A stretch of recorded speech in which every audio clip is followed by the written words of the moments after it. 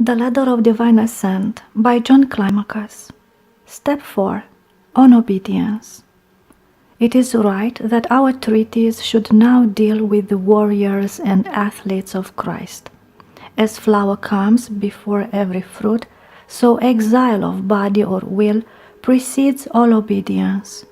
On these two virtues, as on two golden wings, the holy soul rises serenely to heaven. Perhaps it was of this the prophet sang when, filled with the Holy Spirit, he said, "Who will give me the wings of a dove? And the active life will give me flight, and I will be at rest in contemplation and lowliness." Psalm 54, verse 7. We ought not omit in this treatise a clear description of the weapons of those noble fighters, the shield of faith which they hold up before God and before their trainer, and with which they ward off, so to speak, all thought of unbelief or backsliding. The spiritual sword that is always drawn and lays low every selfish longing. The iron breastplate of meekness and patience to ward off every insult, every jab and missile, the protective prayer of their spiritual master, which they have as a saving helmet. They do not stand with their feet close together, but one foot is advanced towards service, while the other stays firmly planted in prayer. Obedience is a total renunciation of our own life, and it shows up clearly in the way we act. Or again, obedience is the mortification of the members while the mind remains alive. Obedience is unquestioned movement, death freely accepted, a simple life, danger faced without worry, an unprepared defense before God, fearlessness before death, a safe voyage, a sleeper's journey. Obedience is the burial place of the will and the resurrection of lowliness. A corpse does not contradict or debate the good or whatever seems bad, and the spiritual father who has devoutly put the disciple's soul to death will answer for everything. Indeed, to obey is, with all deliberateness, to put aside the capacity to make one's own judgment. The beginning of the mortification both of the soul's will and also of the body's members is hard. The halfway stage is sometimes difficult, sometimes not, but the end is liberation from the senses and freedom from pain. The blessed living corpse grows sick at heart when he finds himself acting on his own behalf, and he is frightened by the burden of using his own personal judgment. So you have decided to strip for the race of spiritual profession, to take Christ's yoke on your neck, to lay your own burden on the shoulders of another, to pledge your willing surrender to slavery. And for this you want it in writing that you get freedom in return, even when you swim across this great sea borne up on the hands of others? Very well then, but you had better recognize that you have undertaken to travel by a short and rough road, along which there is only one false turning, that which they call self-direction, and if that is avoided, even in matters seemingly good, spiritual, and pleasing to God, then straightway one has reached journey's end. For the fact is that obedience is self-mistrust up to one's dying day in every matter, even the good.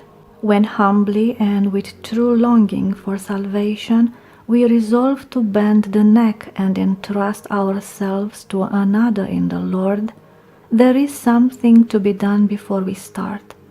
If there happens to be any cunning in us, any prudence, then we should question, examine, and, if I may say so, put to the test our master, so that there is no mistaking the sailor for the helmsman, the patient for the doctor, the passionate for the dispassionate man, the sea for the harbor, with the resulting shipwreck of our soul. But having once entered the stadium of holy living and obedience, we can no longer start criticizing the umpire, even if we should notice some faults in him. After all, he is human, and if we start making judgments, then our submissiveness earns no profit. If we wish to preserve unshaken faith in our superiors, we must write their good deeds indelibly in our hearts and preserve them in our memories, so that when the demons scatter distrust of them among us, we can repel them by what we have retained in our minds. The more faith blossoms in the heart, the more the body is eager to serve. To stumble on distrust is to fall, since whatever does not spring from faith is sin. Romans chapter 14, verse 23. When the thought strikes you to judge or condemn your superior, leap away as though from fornication. Give no trust, place, entry, or starting point to that snake. Say this to the viper: "Listen to me, deceiver. I have no right to pass judgment on my superior, but he has the authority to be my judge. I do not judge him, he judges me." The fathers have declared the singing of psalms to be a weapon, prayer to be a wall, and honest tears to be a bath. To them, blessed obedience is confession of faith, without which no one subject to passions will see the Lord. He who is submissive is passing sentence on himself. If his obedience for the Lord's sake is perfect, even when it does not appear to be so, he will escape judgment. But if in some things he follows his own will, then even though he thinks of himself as obedient, he takes the burden onto his own self. If the superior continues to rebuke him, then that is good. But if he gives up, I do not know what to say. Those who submit to the Lord with simple heart will run the good race. If they keep their minds on a leash, they will not draw the wickedness of demons onto themselves. Above all, let us make our confession to our good judge, and to him alone, though to all if he so commands. Wounds shown in public will not grow worse, but will be healed. In a monastery I once saw a judgment that was truly terrible. It was made by a superior who was good as a man and as a shepherd, and it happened while I was staying there. A robber sought admission to the monastic life, and that excellent superior, that man of healing, ordered him to take 7 days of complete rest, so that he might get to know the kind of life in the place. After a week, the superior sent for him and asked him privately if he would like to live there among them. When the other man showed genuine enthusiasm for this, he asked him what wrong he had done in the world, and on observing the ready admission of everything, he tested him further. "I want you to tell this to the brethren," he said. Since the other man had really come to hate his wrongdoing and was not troubled by shame, he promptly agreed. "I will confess in the middle of Alexandria itself, if you wish," he said. And so the superior gathered his flock into the church. There were 230 of them, and when the holy service was in progress and the gospel had been read, for it was Sunday, this irreproachable convict was led out by some of the brethren, who hit him but lightly. He had his hands tied behind his back, He was wearing a hair shirt, and ashes had been sprinkled on his head. Everyone was amazed, and there were some shouts, for it was not clear what was happening. But when the robber appeared at the doors of the church, that very charitable superior said loudly to him, "Stop! You are not worthy to come in here." The robber was astounded by the voice of the superior coming from the sanctuary. He swore afterwards that he thought he heard thunder and not a human voice. At once he fell on his face, and he trembled and shook with fear. While he lay on the ground, moisturing the floor with his tears, the marvelous healer turned to him, trying everything so as to save him and to give everyone else an example of salvation and true humility. Before all, he exhorted him to describe in detail everything he had done. Terrified, the robber confessed all sins of the flesh, natural and unnatural, with humans and with beasts, poisonings, murders, and many other deeds too awful to hear or to set down on paper. Everyone was horrified, but when he had finished his confession, the superior allowed him to be given the habit at once and to be included in the ranks of the brethren.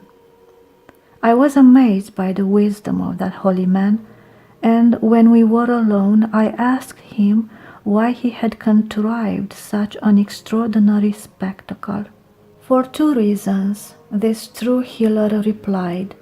First, so that this man, having confessed now in shame, might in the future be spared fresh remorse for these deeds, which is what happened. He did not rise up from the floor, Brother John, until he had been granted forgiveness of all his sins. Have no doubt about this. Indeed, one of the brethren who was present told me he saw a terrifying figure holding a book and a pen and crossing off each sin as it was confessed.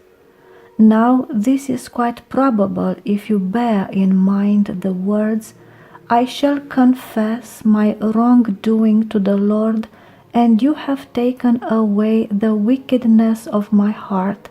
Psalm 31, verse 5. But there was a second reason. There are some among the brethren who have not confessed their sins, and I want to encourage them to make their confession, for without this no one will be pardoned. I saw many other wonders and marvels in the company of that unforgettable pastor and his flock, and I will try to tell you a great deal about them. For I stayed quite a while with these men, studying their way of life and being constantly amazed at how these men of earth succeeded in imitating heavenly beings.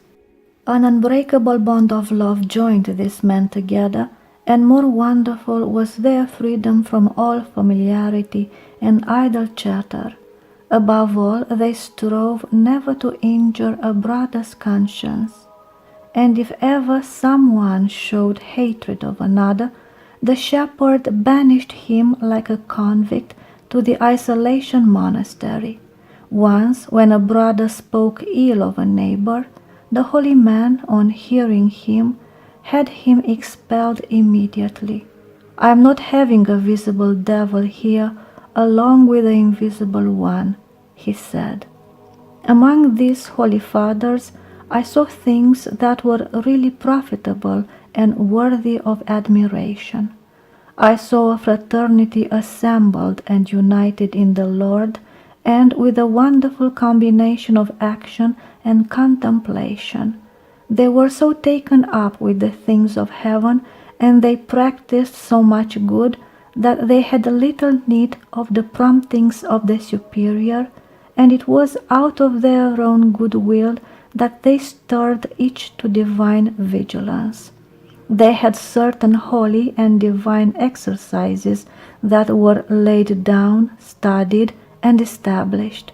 If the superior was away and a brother began to resort to abusive language, criticism of others, or merely idle chatter, a discreet nod from another pulled him up short and quietly stopped him. If it happened that the brother did not notice, then the one who reminded him would prostrate himself before him and then go away. If they had to speak, what they talked about all the time was the remembrance of death and the thought of everlasting judgment. I must tell you about the astonishing achievement of the baker they had there. Noticing that during his work he preserved a totally recollected state and a capacity for tears, I asked him how he had managed to be granted such a grace. He answered me when I became insistent, "It always seems to me that I serve God and not man," he said, "and so I judge myself to be undeserving of any rest. And this fire here reminds me of the everlasting fire to come." There is another achievement of theirs about which we should hear. Even in the refectory they did not cease from mental prayer, and by secret signs and gestures these holy men reminded each other of it. And they did this not only in the refectory, but everywhere they met or assembled. If one of them committed a fault, many of the brothers would seek his permission to take the matter to the shepherd and to accept both the responsibility and the punishment. When the great man found out that his disciples did this, he inflicted easier punishments in the knowledge that the one punished was actually innocent, and he made no effort to discover the real culprit. And what of idle talk and levity? Or if one of them started a row with a neighbor, a third who happened to pass by would undertake penance for it, and thus dissolve the anger. If he noticed that bad feeling somehow persisted among the disputants, he would report the matter to the father who was next to the superior, and he would prepare for a reconciliation to be made before sundown. But if they persisted in their hard feelings, they would get no food until they had resolved their difference, or else they were driven from the monastery. Praiseworthy sternness of this kind has reached a high point among them and bears plenty of fruit. Many of these holy fathers became experts in active life and in spirituality, in discernment and humility.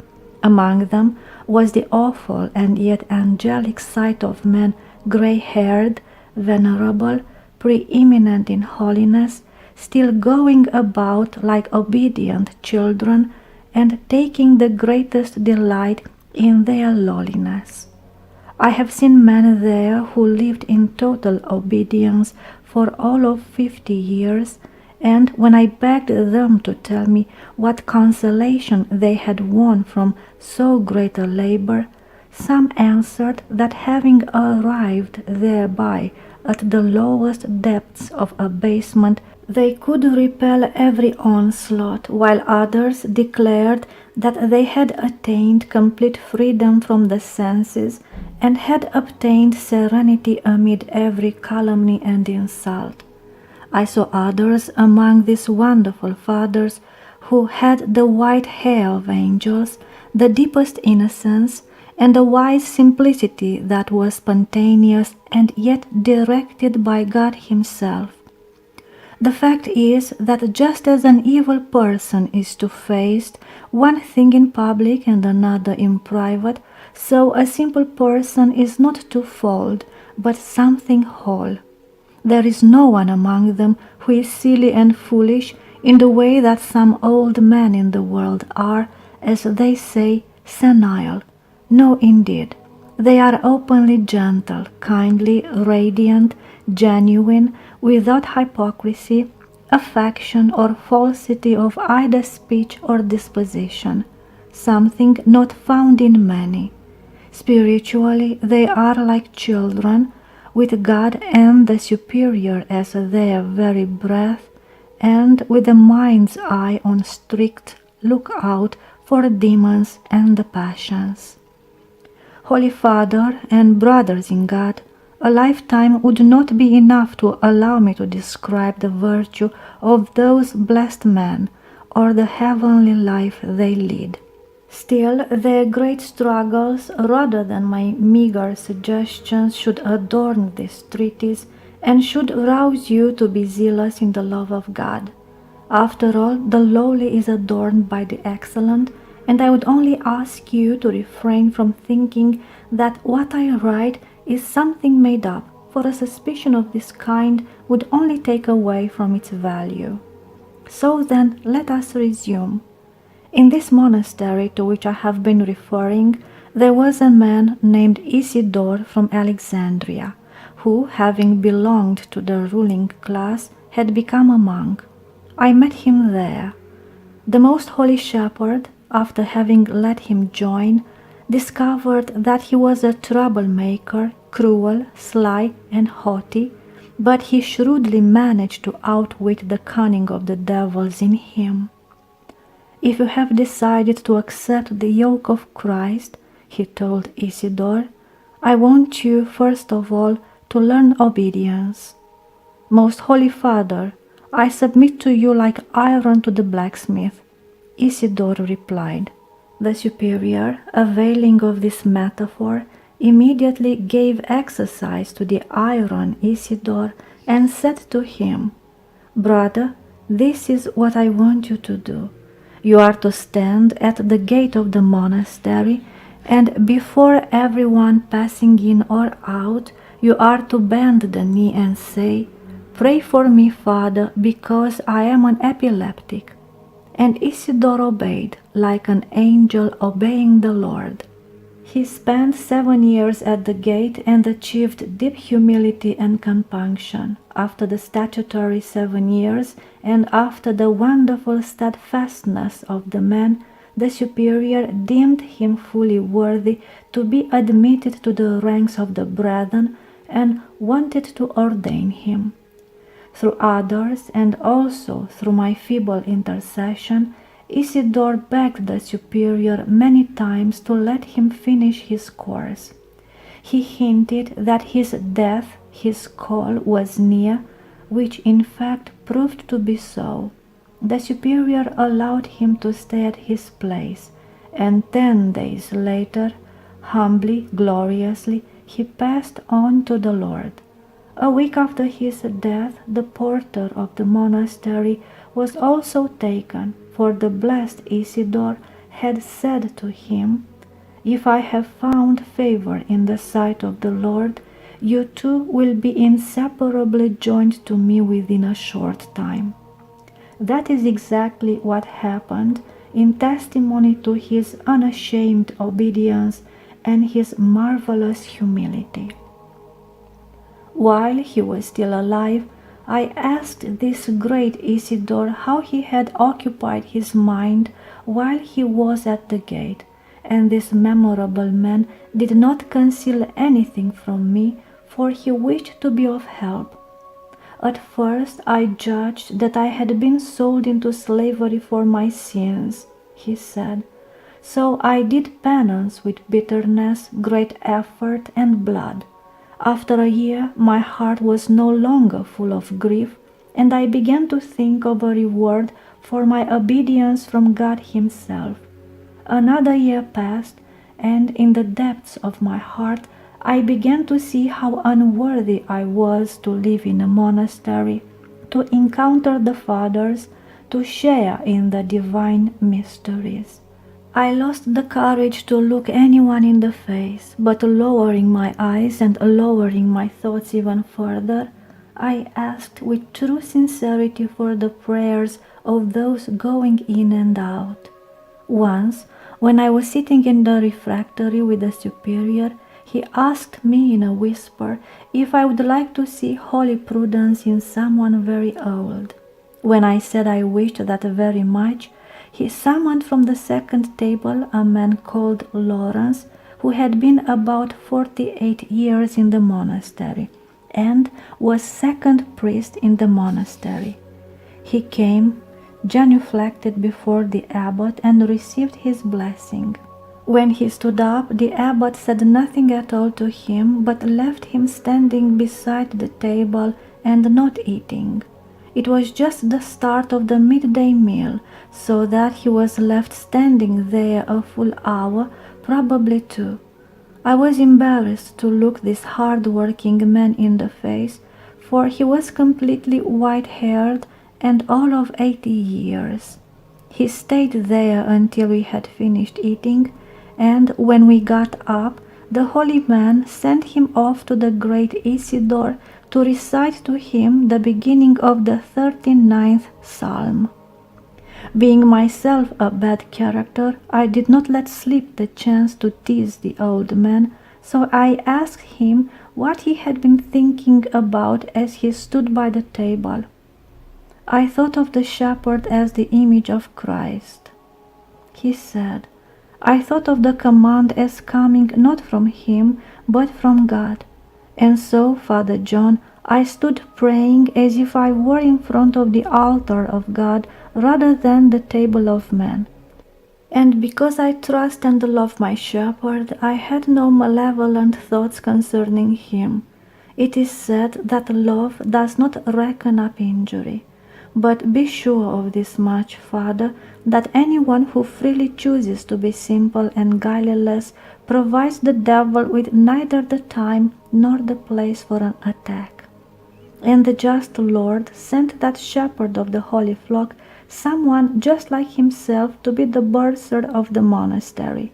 He was modest, like few others, and gentle, as very few are. As a help to the others, the great elder once pretended to get angry with him in the church and ordered him out before the usual time. Now I knew that he was innocent of the charge laid against him by the pastor, and when we were alone, I started to plead with the great man on behalf of the bursar. But this is what the wise man said, Father, I too know he is innocent, but just as it would be a pity and indeed quite wrong to snatch bread from the mouth of a starving child, so too the director of souls does harm to himself and to the ascetic if he denies him frequent opportunities to gain crowns such as the superior thinks he deserves at each hour, through having to put up with insults, dishonor, contempt, and mockery. Three things happen that are very wrong. First, the director misses the rewards due to him for making corrections. Second, the director fails to bring profit to others when he could have done so through the virtue of that one person. But third and worst is that those who seem to be the most hard-working and obedient and hence confirmed in virtue, if left for any length of time without being censored or reproached by the superior, lose that meekness and obedience they formerly had. Good, fruitful, and fertile land, if left without the water of dishonor, can revert to being forest and can produce the thorns of vanity, cowardice, and arrogance. The great apostle understood this. Hence his instruction to Timothy, be insistent, criticize them, rebuke in season and out of season. 2 Timothy chapter 4, verse 2. But when I argued the matter with that true director, reminding him of human frailty, I suggested that punishment, deserved or otherwise, might lead many to break away from the flock. That man, in whom wisdom had made a home, had this to say to me, A soul bound in faith and love to the shepherd for Christ's sake does not go away, even when blood is spilled. He certainly does not live if, through the shepherd, he has received the cure for his wounds, for he bears in mind the words, "Neither angels, nor principalities, nor powers, nor any other creature can separate us from the love of Christ." Romans chapter 8, verses 38-39. If a soul is not attached, bound, and devoted to the shepherd in this fashion, it seems to me that the man should not be here at all. For what binds him to the shepherd is hypocrisy and false obedience. And the truth is that this great man is not deceived, for he has guided, led to perfection, and offered to Christ blameless sacrifices.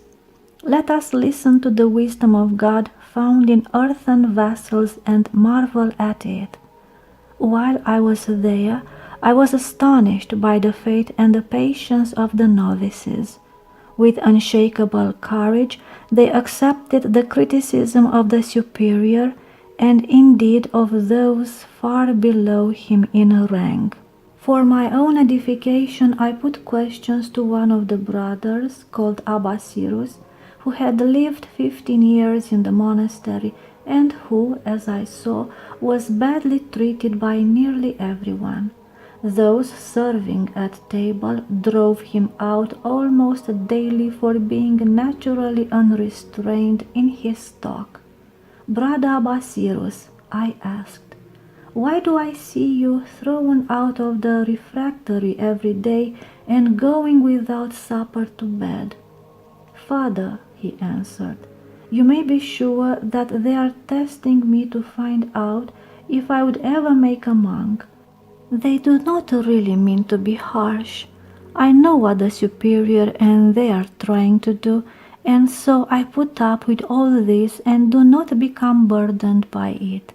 I have done it now for 15 years.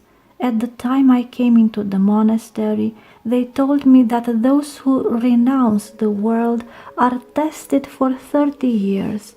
And they are right, Father John, for gold is not purified unless it has been tested." This fine man Abbasirus lived for 2 more years after my arrival at the monastery. Just before he passed on to the Lord, he said this to the fathers: "I thank the Lord and I thank you. For my own salvation you put me to the test, and for 17 years now I have lived without being tempted by devils." And the just superior gave orders that he had earned the right to be buried as a confessor with the local saints. Now I would do wrong to all those eager for perfection if I were to bury in the tomb of silence the achievement and the reward of Macedonius, the first of their deacons, a man zealous for God. On one occasion, just 2 days before the feast of the Holy Theophany, he asked the superior for permission to go to Alexandria for a certain personal matter. He promised to get back from the city in time for the preparation for the feast. The devil, however, who loathes everything good, contrived to put an obstacle in the way of the archdeacon, who, although permitted to leave the monastery, did not return for the holy feast at the time set by the superior. He came back a day late, was deposed from the diaconate by the pastor, and was put in the rank of the lowest novices. This good deacon of obedience, this archdeacon of patience, accepted the decision of the father as calmly as though the punishment had been meted out to someone else. After 40 days in that state, he was restored to his previous rank by the pastor. But scarcely a day later, the archdeacon begged to be put back to his former condition of discipline and dishonor, saying, "I committed an unforgivable sin while I was in the city. This was untrue, and the Holy Superior knew it. The ascetic was looking for punishment for the sake of humility, and his wish was granted. Then came the spectacle of a white-haired elder passing his days as a novice and sincerely begging everyone to pray for him. "I fell into the fornication of disobedience," he said. But secretly this great Macedonius explained to me, lowly that I am, why he had voluntarily adopted a humbled life of this kind. I have never felt such absence of conflict within me, such sweetness of divine light as now, he said. It is said of angels that they do not, or, as some would have it, that they cannot fall. But men fall, yet they can quickly rise again as often as this may happen to them. Devils, and devils only, never rise once they have fallen. There was a brother there, the bursar of the monastery, who had this to say to me in confidence.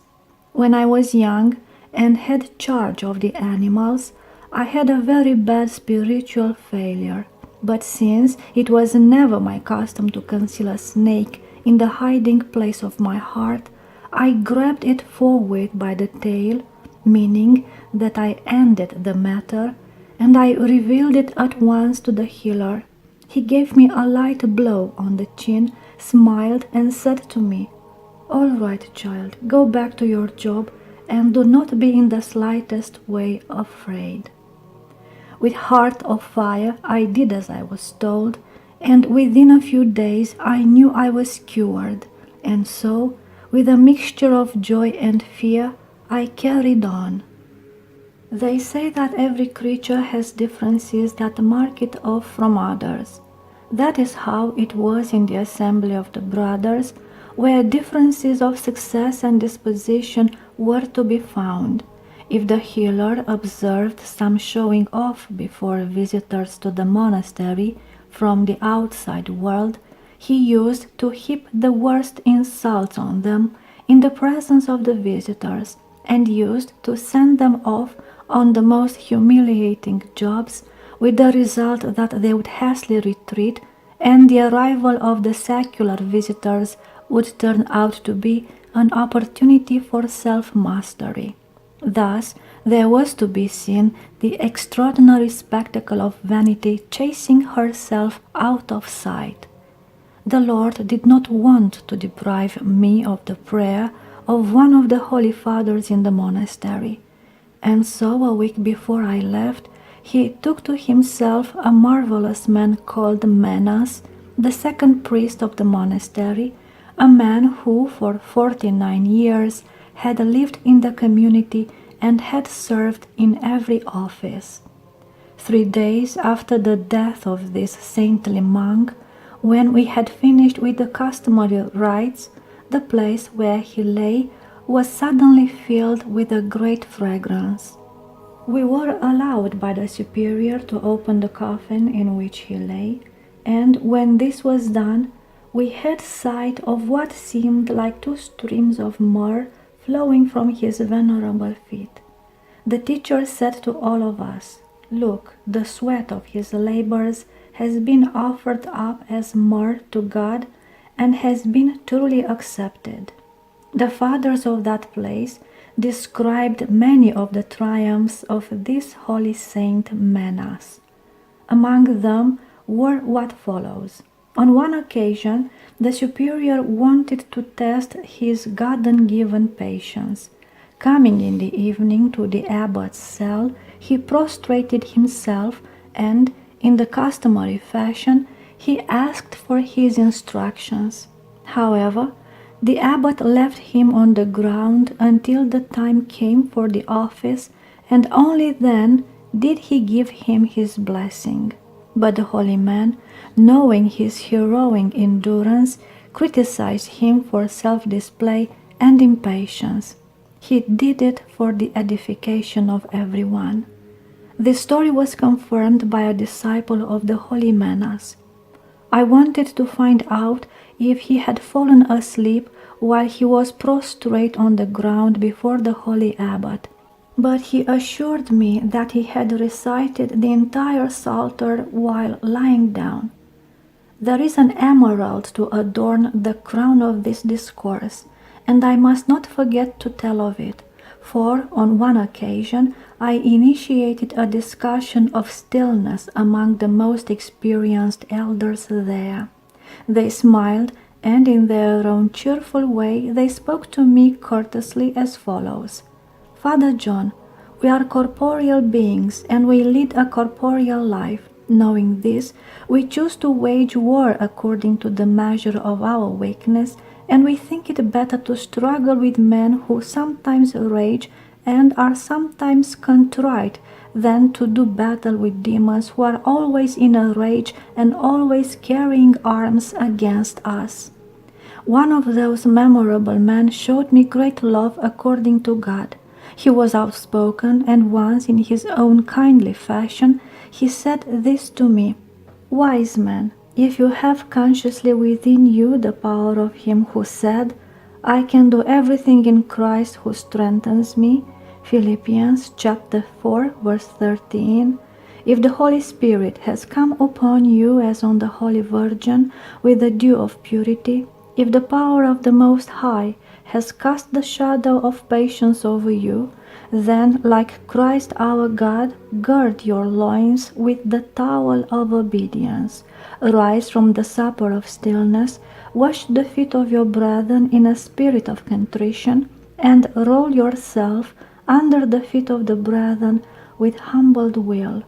Place strict and unsleeping guards at the gateway of your heart. Practice inward stillness amid the twistings and the turbulence of your limbs. And, strangest of all perhaps, keep your soul undisturbed while tumult rages about you. Your tongue longs to jump into argument, but restrain it. It is a tyrant, and you must fight it daily 70 times 7. Fix your mind to your soul as to the wood of a cross. Strike it with alternating hammer blows like an anvil. It has to be mocked, abused, ridiculed, and wronged, though without in any way being crushed or broken. Indeed, it must keep calm and unstirred. Shed your will as if it were some disgraceful garment, and having thus stripped yourself of it, go into the practice arena. Put on the breastplate of faith, which is so hard to come by, and let it not be crushed or damaged by distrust of your trainer. Let the rein of temperance carve the shameless onward leap of the sense of touch. With meditation on death, bridle those eyes so ready to waste endless hours in the contemplation of physical beauty. Hold back your mind, so busy with its own concerns, so ready to turn to the reckless criticism and condemnation of your brother. Show instead every love and sympathy for your neighbor. Dearest Father, all men will come to know that we are disciples of Christ if, as we live together, we have love for one another. Stay here with us, my friend, stay. Drink down ridicule by the hour as if it were living water.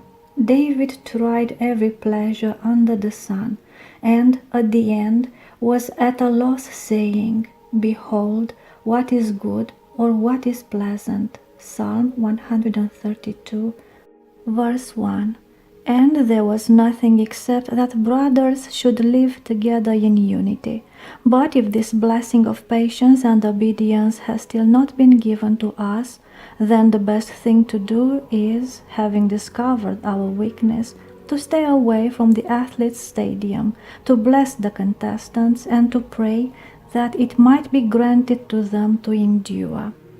Such was the discourse of this good father and excellent teacher, who argued with me in an evangelical and prophetic way, like a friend, and I was persuaded, so that with no hesitation I agreed to give first place to blessed obedience. When I have noted down a further profitable virtue of these blessed fathers, one that is surely from paradise, I will come back to my own unlovely and useless briar patch. The blessed pastor noticed that some continued to talk while the rest of us were standing at prayer. He made them stand in front of the church for a whole week, and they had to make a prostration before everyone going in or out. And, what was even more surprising, he did it to people of clerical rank, that is, to priests. I noticed one brother during the singing of the psalms. He showed more feeling than many of the others, and his movements and expressions were such as to make it look as though he were carrying on a conversation with someone. This was particularly so at the beginning of the hymns. I asked the holy man to explain this to me, and because he knew it was to my advantage that he should not be reticent about it, he said this to me: "Father John, it is my custom at the very start to gather my thoughts, my mind, and my soul. I call to them and cry out, 'Come, let us worship and fall down before Christ, our King and God.'" Psalm 94, verse 6.